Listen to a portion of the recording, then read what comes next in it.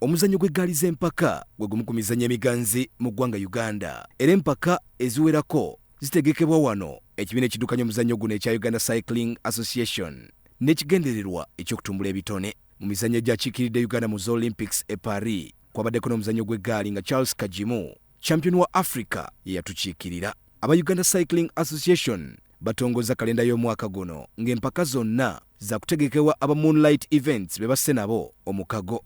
Samuel Mahaba, president wa Uganda Cycling Association, agamba omwaka guno bagenda kutegeka empaka eziwerako mu bitundu by'eggwanga ebyenjawulo era nga ziri ku mutindo. Abantu babadde n'enjogera nze nkaddi enjogera mazima.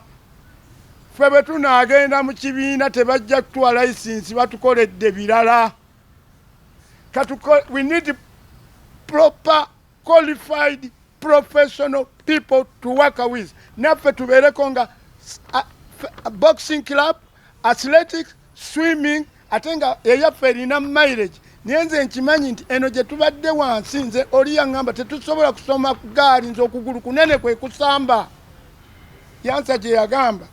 Ismail Sebayiga, omukungu wa Moonlight Events, agamba empaka eza road race ze zigenda okuggulawo kalenda nga zino zigenda kubeerawo ennaku z'omwezi 23 omwezi ogujja. Kalenda yaffe eno ya 2025 ya Uganda Cycling Calendar tugenda kubeera ne races mwenda ezigenda okubeera ku local level, and then races endala ziri 4 ezigenda okubeera ku international scene ezigenda okwetabibwamu nga national team. So tuyina race egenda okubeerawo ng'ennaku z'omwezi 23 February egenda kubeera ya road race. Eno tugikoze okugezaako okustreamlininga ebintu UCA byerimu directly. Okwo kwe kuli events eza national team ne events ezitali za national team naye nga ziri official.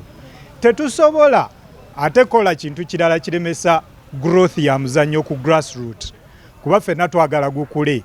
Naye ekisinga obukulu kiri what benefits are you bringing on the table?